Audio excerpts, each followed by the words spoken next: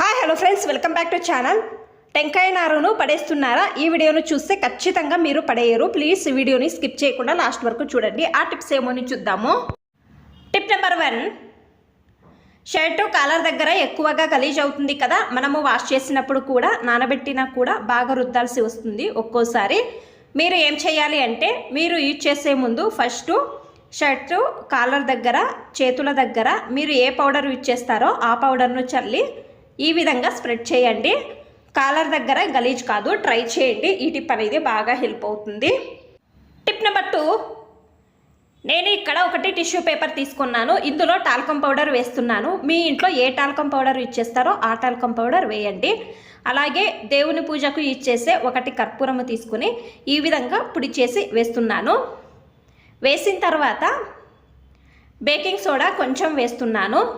నేను వీడియోలో చూపిస్తున్నాను కదా, సేమ్ ఈ విధంగా ఫోల్డ్ చేయండి. తర్వాత ఒక రబ్బర్ బ్యాండ్ అనేది వేయండి. సేఫ్టీ పిన్తో హోల్స్ అనేది చేయండి.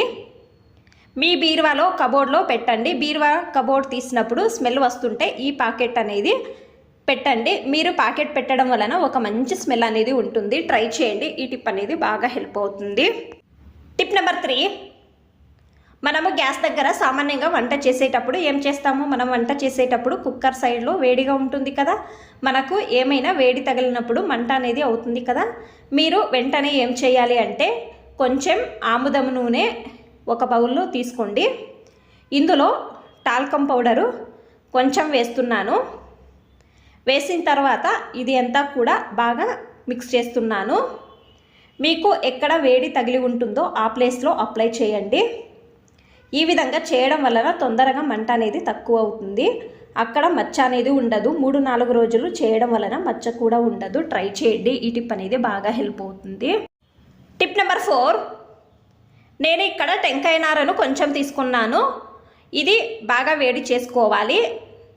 తర్వాత ఇందులో ఒక 4 బాదామి వేసుకుని ఇంకా కొంచెం వేడి చేసుకున్నాను. చల్లగా అయిన తర్వాత మిక్సీ జార్లో తీసుకోవాలి. చూడండి, నేను ఇక్కడ మిక్సీ జార్లో తీసుకుంటున్నాను. ఇది అంతా కూడా బాగా పౌడర్ చేసుకోవాలి. చూడండి, నేను ఇప్పుడు పౌడర్ చేసుకున్నాను. ఇది నేను ఒక ప్లేట్లో తీసుకున్నాను.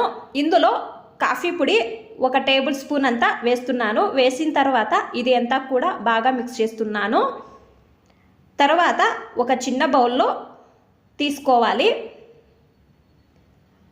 ఇందులో అలోవెరా జెల్లు వేస్తున్నాను. వేసుకున్న తర్వాత ఇది అంతా కూడా బాగా మిక్స్ చేస్తున్నాను. చిన్నపిల్లలకు తెల్ల వెంట్రుకలు వస్తుంటే వారానికి ఒకసారి మీరు హెయిర్ వాష్ చేసే ముందు ఇది బాగా అప్లై చేసుకోండి. హెయిర్స్కి 1 అవర్ వదిలేయండి. తర్వాత మీరు ఏ షాంపూ ఇచ్చేస్తారో ఆ షాంపూతో హెయిర్ వాష్ చేసుకుంటే వైట్ హెయిర్స్ అనేది నల్లగా అవుతాయి. ఇందులో ఏ కెమికల్ అనేది లేదు. మీరు కూడా ట్రై చేయండి. ఈ టిప్ అనేది బాగా హెల్ప్ అవుతుంది. టిప్ నెంబర్ 5, అందరి ఇళ్లలో సామాన్యంగా క్యారీ బ్యాగ్స్ ఉంటాయి కదా, ఈ బ్యాగ్స్ అలాగే పెడితే ఎక్కువ ప్లేస్ అనేది కావాల్సి వస్తుంది. మీరు ఏం చేయాలి అంటే, ఈ విధంగా లెఫ్ట్ అండ్ రైట్ 2 సైడ్లు కూడా ఈ విధంగా ఫోల్డ్ చేయండి. తర్వాత కింద నుంచి పై వరకు రోల్ చేసుకుంటూ రావాలి. తర్వాత ఈ 2 దారాలు ఉన్నాయి కదా, ఇంకొకటి దారము లోపలకు తీసుకుని మీరు ఈ బ్యాగ్ని ఎక్కడైనా కూడా హ్యాంగ్ చేయవచ్చు. తక్కువ ప్లేస్లోనే ఎక్కువ బ్యాగులు పెట్టవచ్చు. ట్రై చేయండి. ఈ టిప్ అనేది బాగా హెల్ప్ అవుతుంది.